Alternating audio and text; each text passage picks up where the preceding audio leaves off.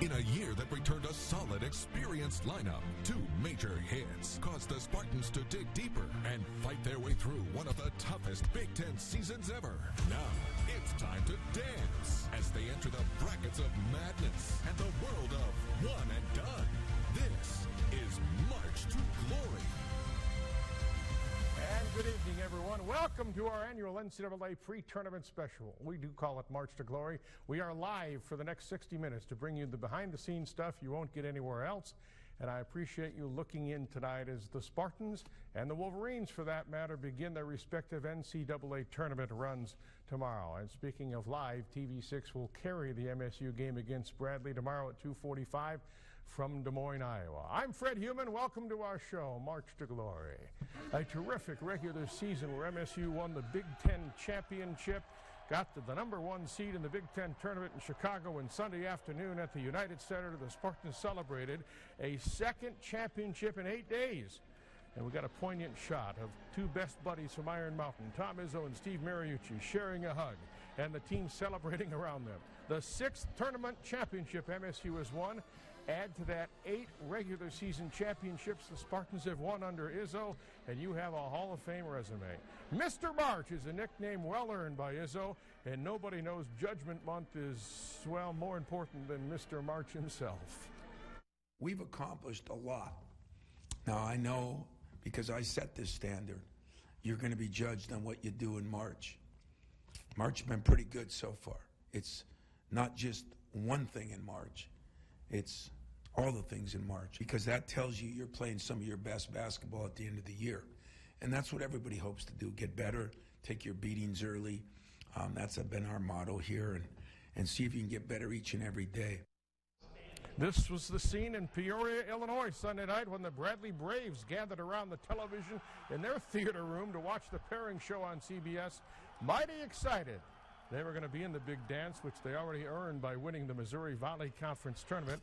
Probably not quite as excited to be playing the Spartans, but this doesn't happen every year at Bradley, so as you can guess, excitement is sky high. The Michigan Wolverines with a sparkling 28-6 record heading into the tourney. Half of those losses coming to MSU. Also plays in Des Moines tomorrow night against Montana. When we come back, we'll get a fresh look at the Spartans. They arrived in Des Moines, Iowa last night and practiced there today. Audrey Dahlgren is covering the tournament for us, and she joins us live from Iowa. And up next on March to Glory. Stay with us. I believe in Michigan State University, and I believe in everything about it. And what's not right, I hope I get a chance to help fix. And what is right, I hope I get a chance to help make better. I'm on a new mission, and that's to win in basketball, but to make this the greatest, safest, best university in the country. And I'm going to do that until I'm done. And then I'll probably do it after I'm done. Tom Izzo barking his belief in his school and his determination to help lead it back to national respectability after the well-documented scandal a year ago. We'll address that comment in my one-on-one interview with the coach later in this program. Right now, it's time to turn our attention to the Spartans' first-round site, to Des Moines, Iowa. That's where we go. The team practiced there today, and our Audrey Dahlgren joins us now live from Des Moines with a report. Hi, Audrey.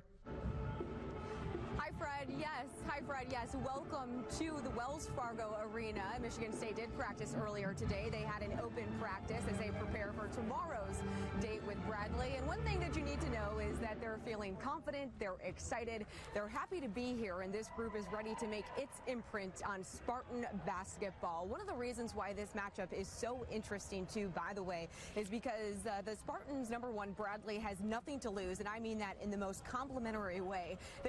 They are a 15 seed. Michigan State is a 2 seed, and the Braves, who are making their first appearance since 2006, would love to see their postseason journey end up like Loyola Chicago's did a year ago. The Spartans, though, they also have something to prove. They do not want to bow out of the opening weekend like they have done the last 3 years. But in order to do that, here is what Tom Izzo and the players say needs to happen. I know Brian well, and I really like what he's doing with that team to start out 0-5, change the lineup a little bit. Guards are lethal.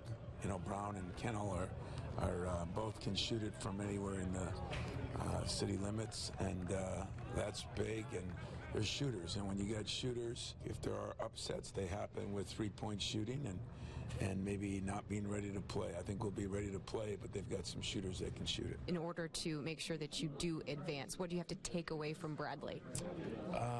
They're really good at shot faking and hitting open shots. So making sure that we run them off the three-point line, but without getting beat. They have good offensive rebounders, so we have to make sure that we limit their offensive rebounds. And their transition offense is really fast, so we have to make sure that we get back on defense.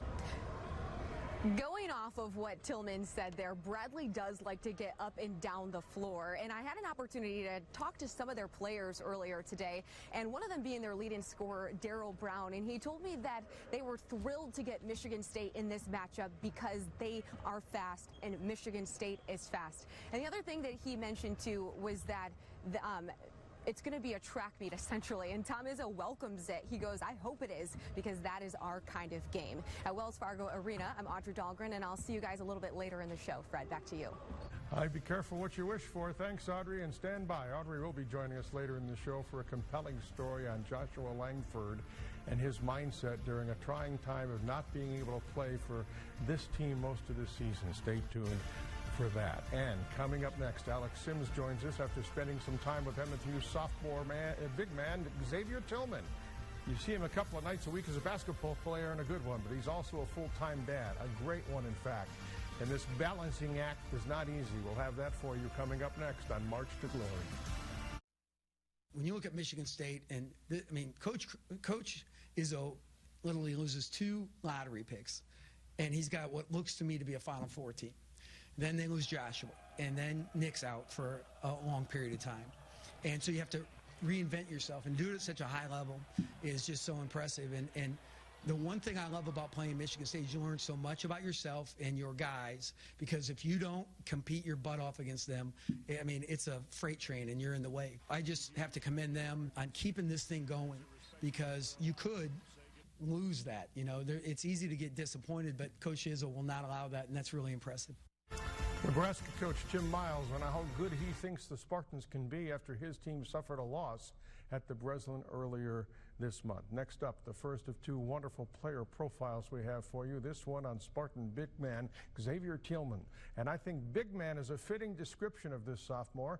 And Alex Sims, my reference to Tillman as being a big man has nothing to do with his size, does it?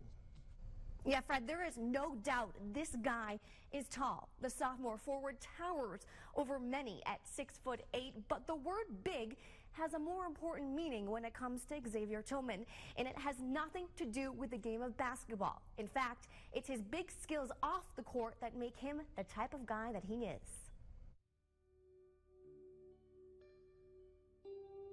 As we grow up, we change. Some, like Xavier Tillman, change a lot quicker than others. I relied on my size a lot. I was bigger in high school. I was bigger than everybody. At 6'8", he had the height, he had the size, but most importantly, he had the talent. He was labeled as the best in-state senior of his class, but still, the Grand Rapids Christian forward never expected to get the attention from major college programs that he did. I started getting interest from Michigan and Dayton and Virginia Tech, and I was like, oh, this is serious. I can really play at the next level.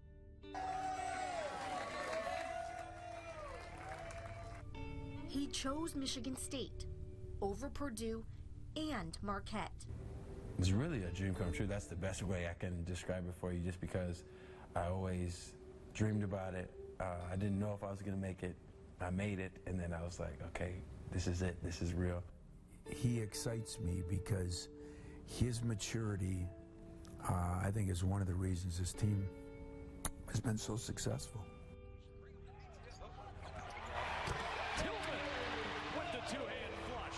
What's it like being able to live out your dream and play at Michigan State? It's still basketball like I was a kid, just a little more complex.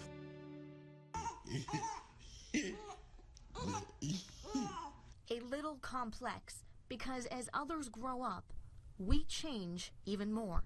If I'm home, I'm changing poopy diapers. Wait.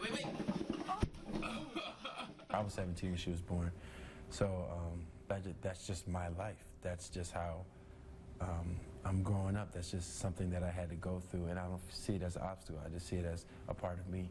It's been a part of his life for almost 3 years. And while Spartan fans appreciate his skills on the court, his fiancée says she has come to appreciate his skills off the court. I know that I love him, but when I see him do like the little things, or when he's doing the alphabet or counting with her, like I'm just like, wow, like I'm so blessed that I'm like have a kid with somebody who's just so amazing with them. You know, when you have academics and basketball, move away from home, then a lot of guys have girlfriends, and very few have babies. And you put all those things together, and that's can be a combination of disaster. And this kid and his fiancée have done an unbelievable job. Thank you. Hey.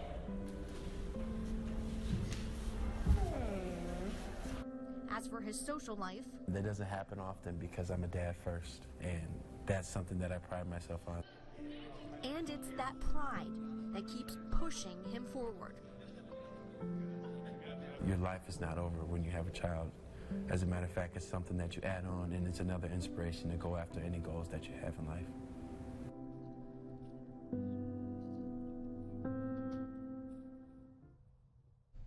And if you think being a college basketball player, father, and student is tough, you guessed right. But Xavier Tillman seems to have it all figured out at the age of 20. Not most do. And he doesn't just have it figured out, he's excelling. He even has a 3.7 GPA. Fred. Thanks for sharing that story. And you got to think a whole lot more Xavier Tillman as a man after seeing that piece. Wonderfully done story. We have another one coming up on a Spartan junior who, like Xavier Tillman, really has basketball and life in perspective. When I found out that my season was over, I was devastated. Like, I was hurt. I remember crying about it. Yeah, it was a difficult time for Langford, but now 3 months have passed and he has embraced his season-ending injury. What has helped him through? Audrey Dahlgren found the answer, and she'll join us live from Iowa with it when we return to March to Glory. Look at him go. I think there'll be a lot of upsets. I just think there's more balance in the college game, parity. And so I think everyone's bracket is going to be screwed up, which typically happens every year. But this year, I don't know, I feel like there are no teams that really have differentiated themselves from the pack.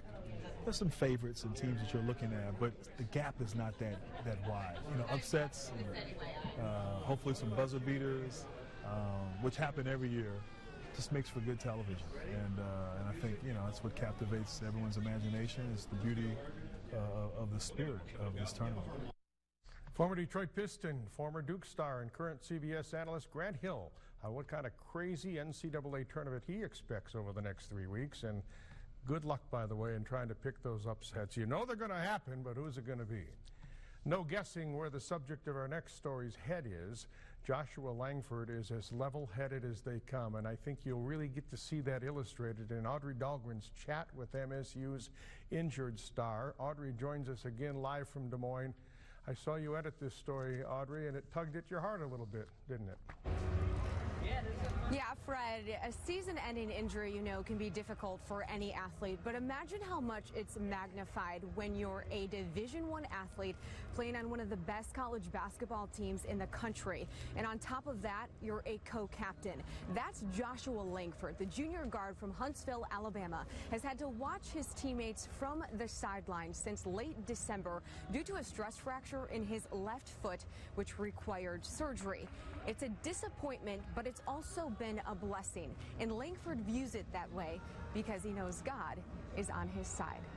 There are some players who like the game of basketball, and then there are others who love the game. But for Michigan State junior guard Joshua Langford, it's his lifeline. It ignites his soul And if he's learned anything about himself in the last 3 months, it's that he needs to breathe it in even more now than he's ever done before. Got me on the scooter. Everybody always sees me as like this inspirational, like happy guy, but I'm still a human being. When I found out that my season was over, I was devastated. Like, I was hurt. I remember crying about it. I remember, you know, like really thinking like, man, like I put all I have. And it's like so many times in my life I've been in this position before, and it's like, you know, when do I really, am I going to get a break? Like, God, what's really going on? It's easy to see why doubt would creep through his 6'5" frame. Not only was Langford one of MSU's top three-point shooters before his injury. Winston feeds the trailer, Langford for three. How about that? Backcourt mate finding his buddy. But he was one of the Spartans' best defensive guards as well. Usually the two don't go hand in hand. But then I really caught myself, and I came back to my mind to understand that, you know, all things works for those who love God and are called according to His purpose. So, like, because I'm in God's hands, everything is going to be taken care of. Named after the successor of Moses in the Bible, this isn't the first time Joshua has leaned on his faith to help him see clearly through what many would call a time of darkness. If it wasn't for my faith, I'd probably go crazy. Like, I mean, just to be honest, just because of how much I love basketball. You know, my faith has helped me a lot. Since I was 12 years old, I've always had to depend on my faith when I had my life-threatening sickness that I faced, and I feel like ever since then, there was something, my faith was something that I always, you know, really pulled to, because I know that with that, you know, everything is going to be all right. Like, I know with God that I'm going to be taken care of, because God cannot fail, because He's not a failure. He always stands next to me at the national anthem, and I always say, God, I wish you were playing. He goes, I'm all right, Coach. There's a reason for this. I say, well, would you tell me what it is? Then the anthem starts playing and we move on. You know, it's unique. Little does Tom Izzo know, Langford knows that reason, which is why he's able to calm his coach with 3 simple words. But it took his season-ending injury for him to realize it. What I wanted to do was always be connected with those guys, even though I wasn't physically out there. And that's one thing that me and our new GA that we have, Chris Fowler, is one thing we really talked about a lot, you know, from the beginning of the season. If you watch him on the sideline, he's up calling out plays and directing his teammates, sometimes more than the assistant coaches. As a co-captain, he's finally found his voice, a voice that he didn't have coming into the year. Was to always use my voice, because my voice is something that is God-given. And I think, you know, for a long time, I kind of like shun away from the leadership, the type of leader that I really was called to be. And usually a lot of times the things that we run from, you know, God wants us to run to. You know, the things that we feel like we shouldn't do are really the things that we should. The things that we feel like give us the most pressure are really the things that we should embrace. And that was something that, you know, as a leader, that was something that I had to embrace, because that's naturally what I am. But what's also important is that it's helped him embrace a relationship that will be instrumental in his success next season. One of the good things that I was able to get from this was to have a better relationship with Coach. I feel like, you know, throughout the process of me trying to figure out whether I was going to be able to play, you know, me still having to sit on the sideline, like me and Coach, we had some good talks, and I really believe that, you know, through this injury, it's allowed me to have a better relationship, you know, with Coach and to understand him more. And so when he really found out that, when we talked about, you know, when I found out that I was going to have surgery and the season was going to be over for me, you know, he actually gave me a hug and he was crying. And, you know, I mean, but that's Coach. You know, Coach always cares for his players. And so, you know, I went in the meeting room, the players was already in here, and, you know, you kind of could feel the energy, like kind of not a negative energy, but an energy was kind of melancholy. And what I wanted to do, I wanted to, you know, let those guys know that the season isn't over, because one thing about resistance only comes to people in a certain, you know, places when you can actually achieve the thing that you say you want to achieve. Like, you're not going to get resistance in life if you're not able to do the thing that you say you believe you can do. And so it's a good thing, you know. It's a good thing that I was afflicted. It's a good thing that this team had to go through what we went through, because that means you actually can achieve the thing that you believe you can achieve. And so what I wanted to do with the team is to tell them that, you know, not to feel bad for me, which I'm not saying they can't have human feelings, but I want them to realize that I'm going to be okay, and we're going to be all right, and this team is still going to do the things that we said we were going to do before the season. Nothing has changed. He's such an inspiring young man, as you saw in that piece there, and you better believe that the reason that the Spartans are here in Iowa is because of him and you know, what he's brought to the table, even though that he's not even able to physically be on the court. It's just his spirituality and the presence that he has that has also helped the Spartans get this far, Fred. I wonder if there are any proud Spartans right now. Thanks, Audrey, for sharing that. What an incredible young man Joshua Langford is. Wow. Okay, the Spartan men, not the only local basketball team that is tournament bound. This was the strangest pairings announcement I can remember. The women's NCAA assignments were supposed to come out at 7 o'clock Monday night, but somehow somebody at ESPN leaked the brackets out early, so the teams had to scramble in front of television sets a couple of hours early, as Michigan State did, to find out they already knew. They drew Central Michigan, CMU the number 8 seed, MSU the number 9 seed. The game at 2 o'clock in South Bend Saturday. The winner moving on to round 2, likely against Notre Dame on its home floor. Susie Merchant coaching against her alma mater Saturday. The Chips now coached by former MSU assistant coach Sue Guevara. Yeah, that's my alma mater too, so I played there. So even kind of stranger a little bit, but yeah, I mean, you're in a profession long enough. People like move around and recycle, I guess, especially in coaching ranks. So she's done a great job there, no question. And you know, they're a very, very good team, and they upset Ohio State last year on Ohio State's home floor, and they're a very talented team. So they've certainly done a great job there. She's done a great job. It would be ironic if the Spartans faced Notre Dame in round 2. That was the team they scrimmaged back in October before the season started. The Irish are ranked number 3 in the country now. A wonderful angle on Spartan forward Kenny Goins and Tom Izzo one-on-one in 2 parts. Still to come on March to Glory. Stay with us. You can really love your job and not make it an obsession. And I'm not sure how good you can be unless you're obsessed with what you do. That's why I'm never satisfied. I'm always pushing guys to be obsessed with what they want and be if they want to be great at it. When you're obsessed, you're probably a little bit more like this. So I'm not saying it's always great.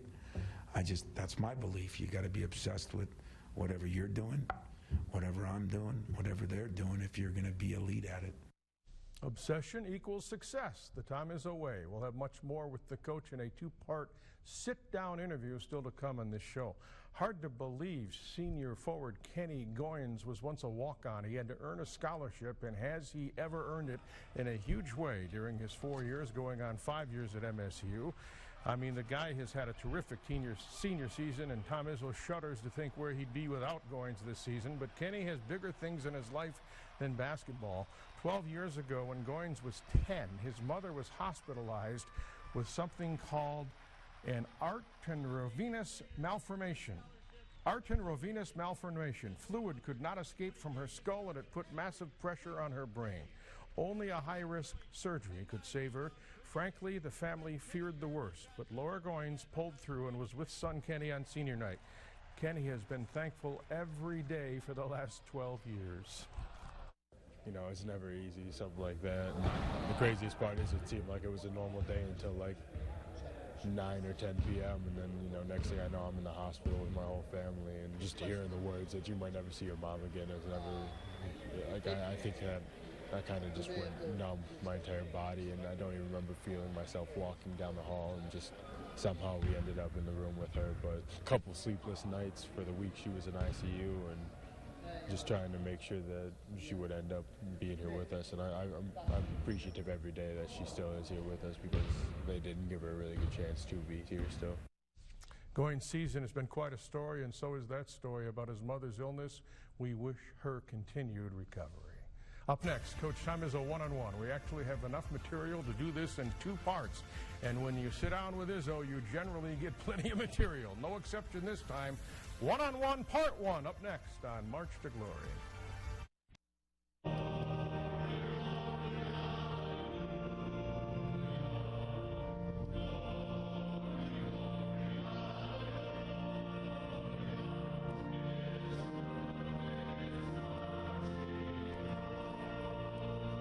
He's one of the three most important men in my life, my father, my grandfather, and Gus Kanakis. And my parents loved him.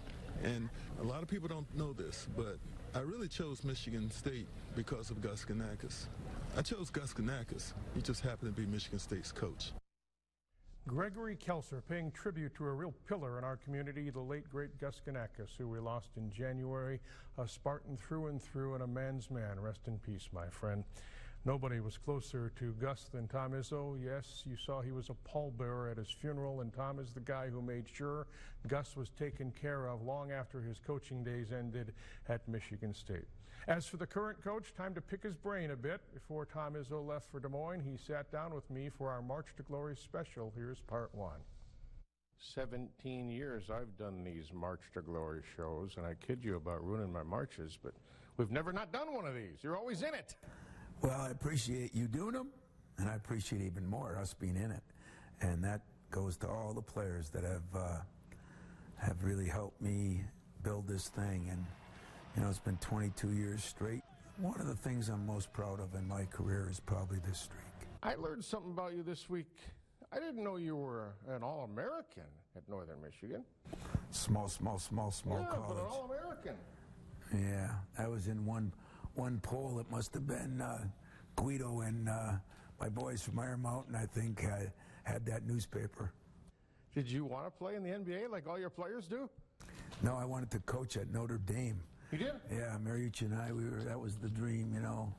See if we could coach at Notre Dame. You know, that was the dream for Mooch and I. We sat up there, and it was the only football games we got.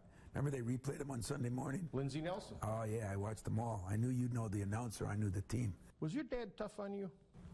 Yeah, he was demanding. I mean, I started working when I was 12 at the old store. And yeah, my dad was tough on me, but all the coaches I had, my football coach, he was crazy. And, you know, I had 3 different basketball coaches in high school, and I had a track coach whose son-in-law coached the Mountaineers this week. It was kind of the whole village, you know, in the UP.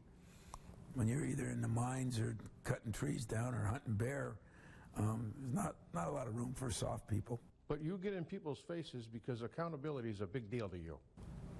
Accountability is everything to me. You know, accountability is everything to me. I mean, I always said my job is find out what a kid wants. My job is to hold them accountable to get there. Kids want everything, but they don't always want to work for everything. So for me, it's easy. Once I tell them, I actually had a meeting with my team, and I asked them what they wanted to do Saturday night. You know, you guys want to go play tomorrow night? Or tomorrow afternoon, win a championship? Or, you know, do we play the subs and save ourselves for the NCAA tournament? You asked them that. I did, but thank God I don't ask many questions without knowing the answer. What I was trying to tell them is,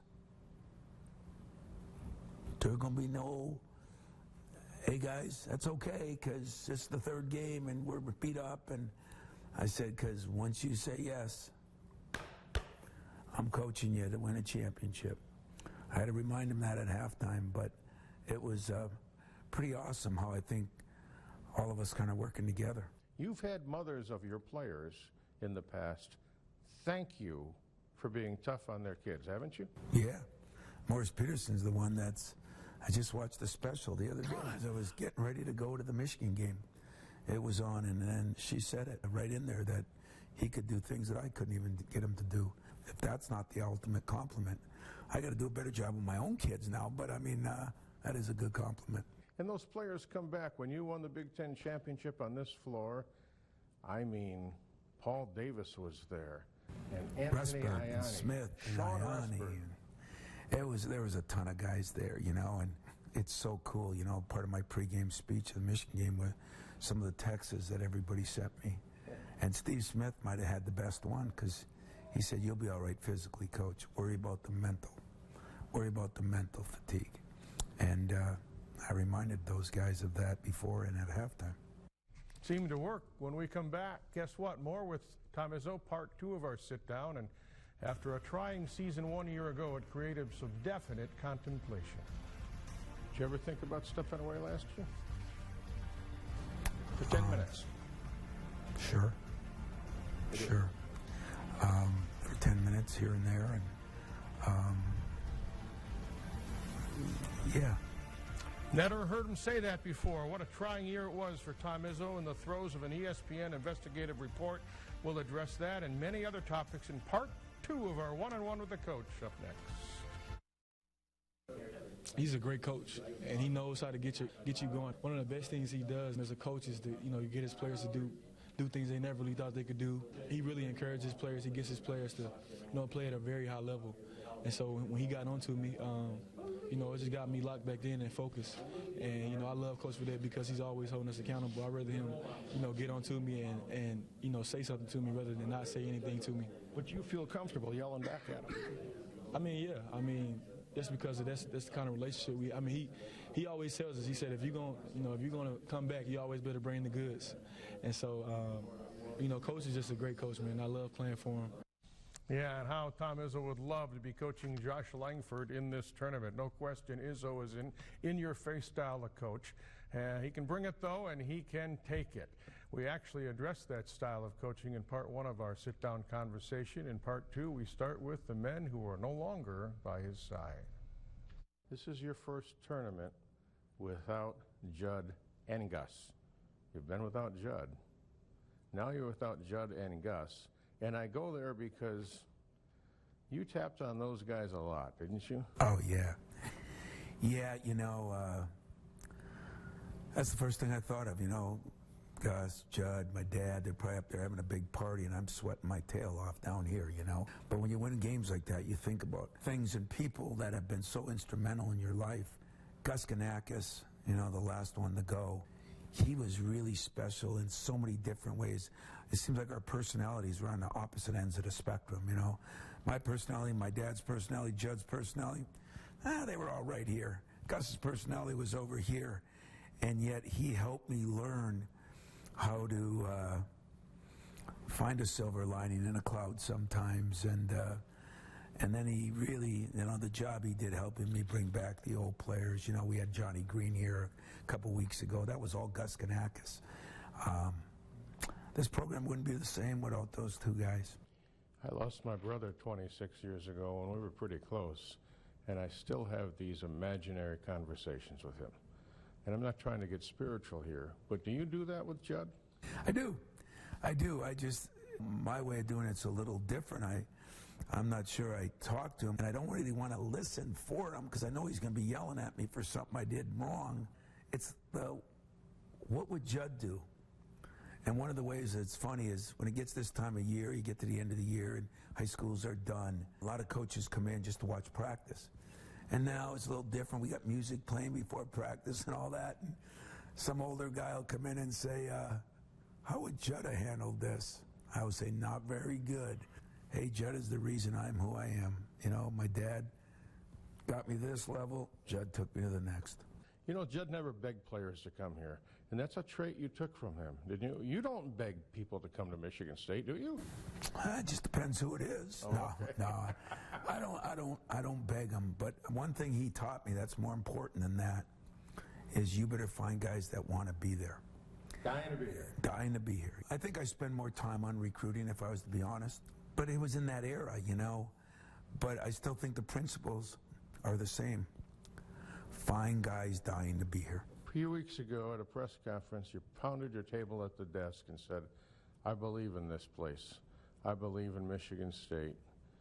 And I want to help make us stronger, better, and healthier.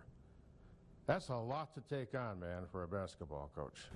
Yeah, and I'm up to every single bit of it. This place has given me the life I have. No family's perfect. We're all going to have our little issues and our little problems, and so do all the others. Some people make it more public, some people don't. I do love the place. I love what it stands for in a lot of ways, and if there's mistakes that are made, then it's our job to fix them, just like it is with your own family. I think that is one of the new goals, is to make it the greatest, best, safest, healthiest place that can be. And not that a basketball season can make everything right, but there's little parts that help a place grow, and I plan on being one little part, and then hopefully the podium I have, or the platform I have, I should say, because I've been here so long, hopefully I can help speed the process. You couldn't enjoy last year because of the distractions of the ESPN, in my mind, somewhat irresponsible report, and because of the aftermath of the Larry Nassar investigation. You never enjoyed last year, did you? I enjoyed the guys last year, man. I love Miles Bridges. I love Tom. I love, Jaren Jackson. Two of those guys were the best superstars you could ask for. Students, people, humility. They were unbelievable. But there were distractions that made it hard, hard on everybody. So everybody had a tough year. And that's not going to end now. I mean, it's what we hopefully is we're building to make it better. Did you ever think about stepping away last year? For 10 minutes? Sure. Sure. For 10 minutes here and there. And yeah. I'm sure I did. Glad I didn't, but I'm sure I did. It was, there were times that it, just the way it was. But at the same time, I got a chance to help everybody. It's not the basketball program. It's not just even Michigan State. I get a chance to, really help a lot of people, and I think that's why we're on the earth, We're all supposed to help people. So start helping me. When you step on the bus or you board the plane for the tournament, is that when euphoria strikes and all the other stuff puts aside? I mean, this is why you coach, right? Well, you're right. I mean, the thing ended, and then the bracketing came out, and there was some controversy there. Not by me, of course, but there was controversy, and it seems like when you get on that bus, everything else goes away for a while. I mean, I love the tournament. I love March.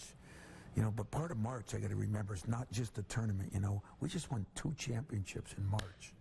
So I love March. But, playing and advancing and getting there and trying not to be that one that gets upset, and there'll be a lot of them, is really good. And, and now trying to get this team to understand that now we got to reinvent a little bit more. Now we got to refocus a little bit differently on teams that we don't know as well. Of course, in our bracket, maybe we'll play all Big Ten teams pretty soon. I don't know, and really don't care. But I am looking forward to getting on that bus because then the world changes for a while. You can just focus in on the task at hand, go to work. Well, enjoy the ride. And if you don't mess it up, maybe there'll be another bus ride next week, huh? Maybe there will. And then if we don't mess that up, maybe you'll be back and we'll do another show. Appreciate it, Fred. Probably so, and we appreciate his time as always. That's our March to Glory tonight. We appreciate you joining us. We'll see you with more coverage tonight and tomorrow. Have a great night, everybody. March to Glory has been sponsored by SBS, the student bookstore, home of the Green and White Shop, Spring Arbor Lumber, Carpet Studio Flooring America, Able Concrete, Trips Auto Shop Collision Center, HTA Companies, the Abood Law Firm, 1-800-Hansons.com, Bull Janitorial, Schroyer Auto Parts, and by MichiganConstruction.com. March to Glory has been an exclusive presentation of WLNS TV6 Sports.